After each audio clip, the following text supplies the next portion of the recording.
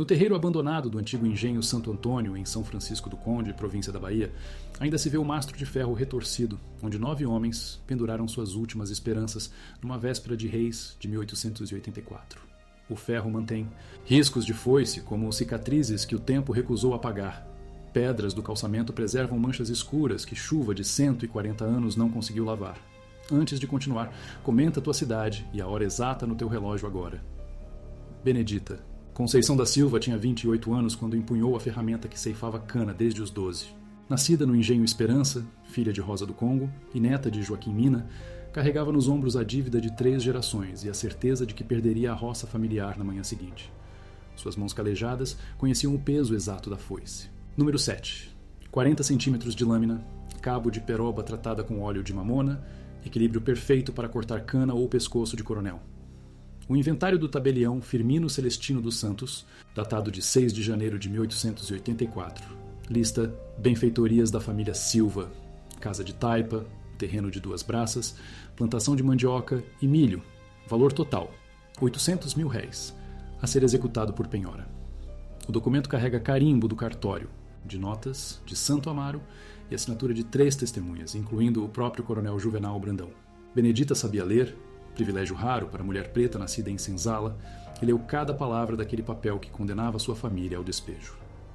A dívida começara em 1881, quando o pai de Benedita, João Ventura da Silva, precisou de R$100 mil emprestados para comprar sementes após a seca. Os juros compostos de 5% ao mês transformaram a quantia inicial em R$800 mil em 3 anos. Matemática simples que os coronéis aplicavam em dezenas de pequenos lavradores do Recôncavo, criando exército de devedores, eternos. A festa de reis no Recôncavo baiano seguia ritual sagrado desde tempos coloniais. Mastro erguido ao nascer do sol, banda de pífano posicionada na varanda da Casa Grande, roda de coronéis formada para o primeiro brinde do ano. Crianças das senzalas espalhavam pétalas de rosa branca pelo terreiro enquanto escravizados mais velhos acendiam fogueiras em formato de cruz. O cheiro de lenha de aroeira misturava-se ao aroma de cachaça envelhecida em tonéis de carvalho. Benedita conhecia cada movimento dessa liturgia do poder porque sua família fornecia a cachaça e preparava os quitutes desde 1860. Rosa do Congo comandava a cozinha da festa, preparando cocada de coco baiano, pé de moleque com amendoim torrado e bolos de goma polvilhados com canela da Índia. João Ventura destilava a cachaça em alambique de cobre herdado do sogro, processo que durava 40 dias desde a moagem, da cana até o engarrafamento final. O que os homens não sabiam era que ela também afiava foices toda véspera de festa. Ritual íntimo que aprendera com o avô Joaquim Mina, ferreiro que forjava ferramentas de trabalho e armas de resistência no mesmo fogo. A pedra de amolar ficava guardada debaixo da cama, embrulhada em pano de algodão cru. Benedita passava a lâmina 100 vezes para cada lado, contando baixinho até atingir o fio capaz de cortar cabelo no ar. Os 9 coronéis chegaram às 5 da tarde em carruagens enfeitadas com palmas de coqueiro e fitas de seda colorida. Cocheiros vestidos de branco conduziam cavalos árabes importados da Argentina, ferraduras brilhando como espelhos sob o sol do final de tarde. O barulho das rodas na estrada de pedra anunciava a procissão do poder que se aproximava do terreiro, do engenho Santo Antônio. Coronel Juvenal Pereira Brandão, 42 anos, dono de 400 pessoas escravizadas e inventor do método Brandão. Chicote de couro cru molhado em salmoura que cortava sem deixar marca permanente. Usava sempre paletó preto inglês e relógio de bolso dourado que consultava antes de aplicar cada castigo. Cronometrava o sofrimento como quem marca tempo de cozimento de um assado. Coronel Antônio Correia de Melo, 51 anos que marcava fugas com ferro em formato de cruz na testa dos fugitivos recapturados. Mantinha o instrumento sempre aquecido numa fogueira no centro da senzala, lembrança constante do preço da desobediência. 3 pessoas morreram de infecção causada pela marca, mas ele considerava isso custo natural do aprendizado. Coronel Serafim dos Anjos Tavares, 38 anos, conhecido por enforcar pessoas nas figueiras do terreiro como lição pedagógica para as demais. Escolhia sempre o escravo mais novo da propriedade para executar a tarefa, forçando criança a matar adulto. Dizia que assim matava 2 almas de uma vez, a do morto e a do algoz mirim. Coronel Luciano Pinto de Albuquerque trouxe a esposa, Dona Constância, mulher de 40 anos, que gostava de assistir aos castigos enquanto bordava guardanapos de linho. Ria quando ouvia gritos e aumentava a velocidade da agulha conforme crescia o desespero das vítimas. Tinha coleção de 100 guardanapos bordados, cada um terminado durante uma sessão de tortura diferente. O telegrama do delegado Bernardino Pamplona ao presidente da província, enviado em 7 de janeiro, confirma. 9 mortos no engenho Santo Antônio. Ferimentos por instrumento cortante, a autora confessa. Solicito reforços urgentemente. Mas não menciona que Benedita esperou formar o semicírculo antes de atacar, nem que pediu à banda uma chula mais apressada para acelerar o coração, dela e dos algozes. A banda era formada por 7 músicos, 3 pífanos, 2 zabumbas, uma caixa e um triângulo. Mestre Inácio, pífano principal, conhecia Benedita desde menina e percebeu algo diferente no pedido dela. O ritmo acelerado da chula, bate-coração, fazia pulso disparar e músculos tensionarem. Preparação perfeita para a dança macabra, que se aproximava. Às 6 da tarde, a primeira garrafa de cachaça foi aberta com cerimônia. Coronel Brandão fez o brinde inicial. Aos santos reis que nos protegem, e ao ano de 1884, que será próspero para os homens de bem. Cada coronel bebeu um gole e passou a garrafa adiante, ritual que selava a irmandade de sangue entre os senhores. Do recôncavo. Benedita observava tudo da varanda da casa pequena onde morava com os pais. Vestia saia de chita azul comprada na feira de Santo Amaro e blusa branca bordada pela mãe com flores de maracujá. Cores que testemunhas relatariam depois como manchadas de vermelho desde o peito até a barra, como se ela tivesse mergulhado num açougue. Rosa do Congo serviu a primeira rodada de quitutes numa bandeja de prata emprestada da Casa Grande. Cocadas arrumadas em formato de coroa, pés de moleque formando cruz cristã, bolos de goma polvilhados com açúcar cristal que brilhava como diamante sob a luz das lamparinas. Cada coronel elogiou a comida e perguntou pela negra cozinheira talentosa. Às 7 da noite, quando o primeiro foguete subiu aos céus e a segunda garrafa começou a circular, Benedita desceu da varanda, carregando uma bandeja de copos limpos. Posicionou-se atrás do mastro, local perfeito para observar o semicírculo que os homens formavam naturalmente ao redor do pau de sebo, enfeitado com fitas coloridas.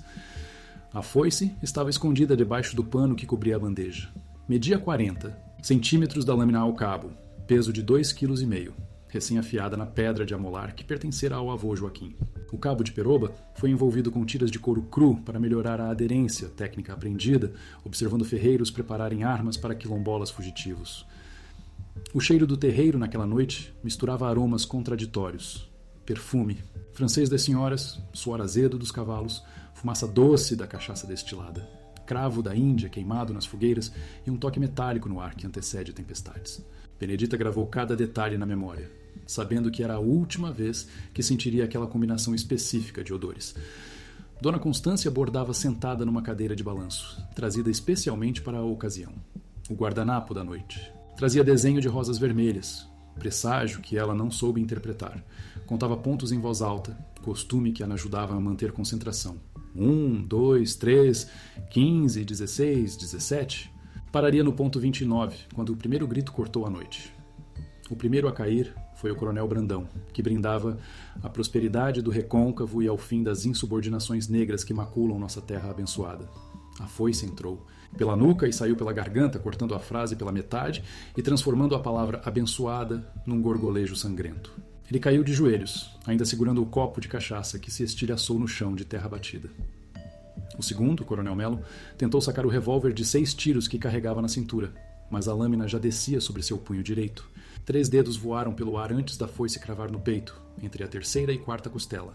O sangue jorrou como fonte, espalhando gotas quentes no rosto de Dona Constância, que continuou bordando por 5 segundos antes de perceber que estava sendo banhada por sangue humano.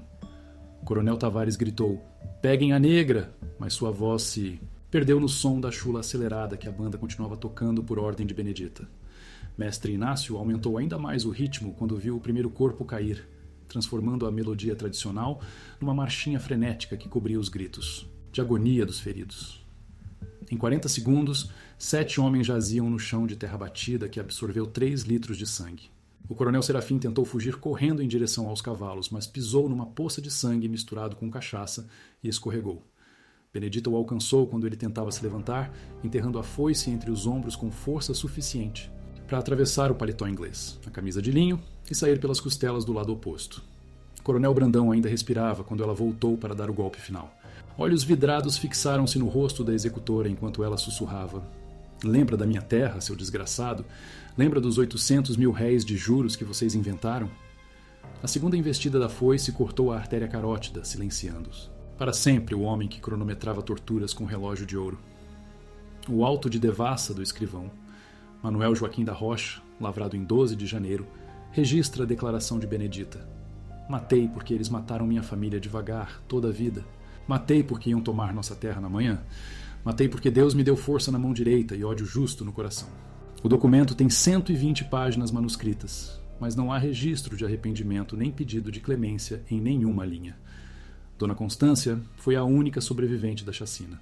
Encontraram-na 3 horas depois, ainda sentada na cadeira de balanço, ainda bordando o mesmo guardanapo. Havia terminado 47 rosas vermelhas, uma para cada ferimento que contou nos corpos espalhados pelo terreiro. Nunca mais falou uma palavra sequer. Morreu internada no Hospício de Salvador em 1889. Os últimos 2 coronéis, Tavares e Luciano Pinto de Albuquerque, correram para a Casa Grande tentando trancar as portas pesadas de jacarandá maciço. Benedita os alcançou na escada da varanda, onde cortou os tendões das pernas de ambos antes do golpe final. Tavares caiu de bruços e ela pisou nas costas dele antes de enterrar a foice na base do crânio. Albuquerque morreu tentando rezar o Pai Nosso, mas a lâmina cortou sua garganta na palavra santificado. O cheiro de sangue misturado ao melaço da garapa derramada virou lenda local. Visitantes dizem sentir o odor toda véspera de Reis, especialmente entre 7 e 8 da noite. Crianças da região aprenderam a não passar pelo local nesse horário.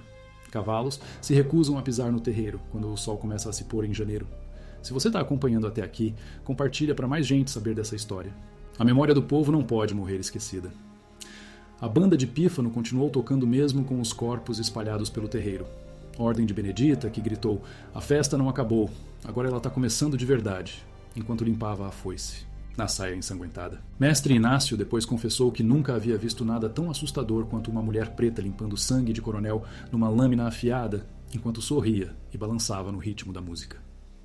O ata da Irmandade do Rosário de São Francisco, do Conde, de 15 de janeiro de 1884, menciona coleta especial para a família Silva, em reconhecimento aos serviços prestados à comunidade negra do Recôncavo.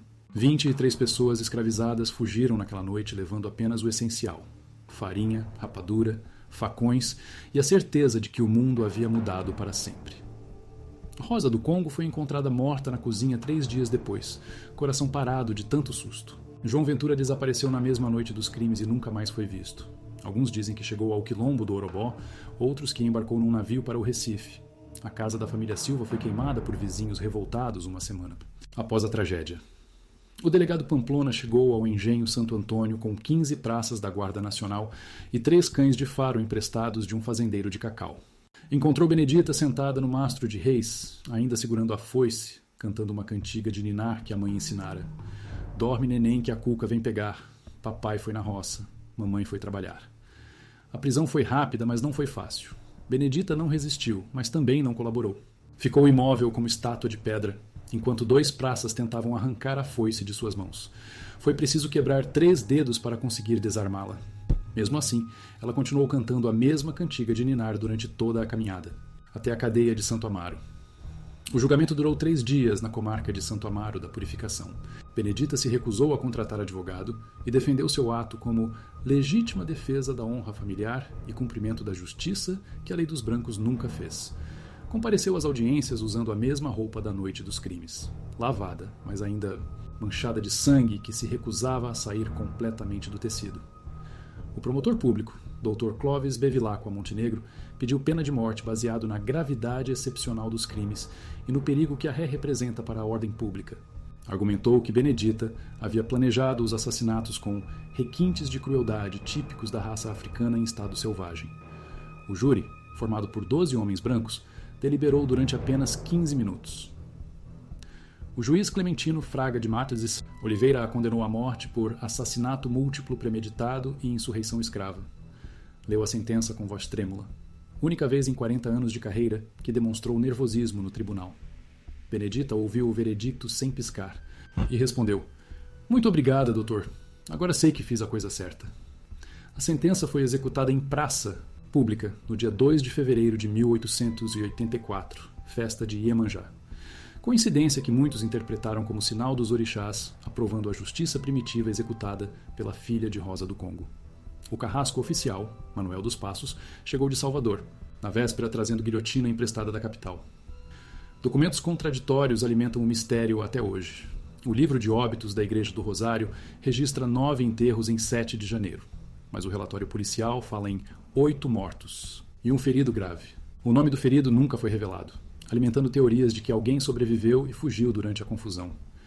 O inventário post-mortem do coronel Brandão lista bens no valor de 2 contos de réis, mas inventário anterior, de dezembro de 1883, somava apenas 800 mil réis. Diferença de 1.200 mil réis em um mês levanta suspeitas de enriquecimento ilícito ou falsificação de documentos para burlar impostos. O caderno de castigos do Engenho Esperança tem páginas arrancadas justamente dos meses que antecederam a tragédia. Páginas 127 a 142 desapareceram, junto com registros que poderiam explicar os verdadeiros motivos do ódio de Benedita. Quem arrancou as folhas sabia exatamente o que queria esconder. A execução de Benedita reuniu 3.000 pessoas na Praça Central de Santo Amaro, maior multidão já vista na cidade desde a chegada da família real portuguesa em 1808. Vendedores. Ambulantes vendiam água, cocada e amendoim torrado. Algumas senhoras levaram cadeiras de casa para assistir ao espetáculo com mais conforto. Ela subiu ao cadafalso, usando o mesmo vestido azul e branco da noite dos crimes, agora lavado, mas ainda com manchas que não saíram. Recusou a venda oferecida pelo padre e quis morrer olhando para o céu. Suas últimas palavras, registradas pelo padre Anselmo Gonçalves da Cruz: morro de pé, como vivi. Que meus netos nasçam livres e minhas filhas nunca baixem a cabeça para coronel nenhum. O carrasco precisou de 2 golpes porque a lâmina da guilhotina estava cega.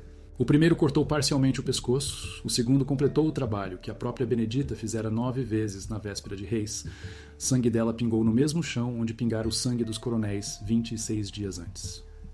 Seu corpo foi enterrado em cova rasa no cemitério dos escravos, sem cruz nem nome gravado na madeira que marcava a sepultura. Mas sementes de cravo da Índia, plantadas por mãos anônimas durante a madrugada, brotaram sobre o túmulo improvisado 3 semanas depois da execução. Flores vermelhas que resistiram a secas, enchentes e tentativas de arrancar. A onda de Tzit, revoltas que se seguiu, varreu o recôncavo como incêndio em canavial seco durante a estiagem. Engenhos de Cachoeira, São Félix, Maragogipe e Cruz das Almas registraram insubordinações graves nos primeiros 6 meses de 1884. 3 senhores de engenho foram assassinados. 2 fugiram para Salvador e um enlouqueceu de tanto medo. Relatório do presidente da província, conselheiro Pedro Luiz Pereira de Souza, admite: a morte dos coronéis em São Francisco do Conde despertou espírito sedicioso que ameaça a ordem estabelecida em toda a região. Recomendo máxima vigilância e punição exemplar de qualquer manifestação de revolta. Documento de março de 1884 revela pânico das autoridades. 15 pessoas escravizadas foram enforcadas em represália nos meses seguintes, sempre em praça pública para servir de exemplo. Outras 21 conseguiram chegar aos quilombos da Chapada Diamantina ou embarcar em navios que rumavam para o Rio de Janeiro. A Ferrovia de Salvador registrou aumento de 300% na venda de passagens para pessoas de cor. O método Brandão foi oficialmente proibido por decreto provincial de abril de 1884. Não por humanidade, mas porque incitava revoltas desnecessárias e colocava em risco a vida dos proprietários rurais. Chicotes de couro cru foram recolhidos e queimados em cerimônia pública na Praça da Sé, em Salvador.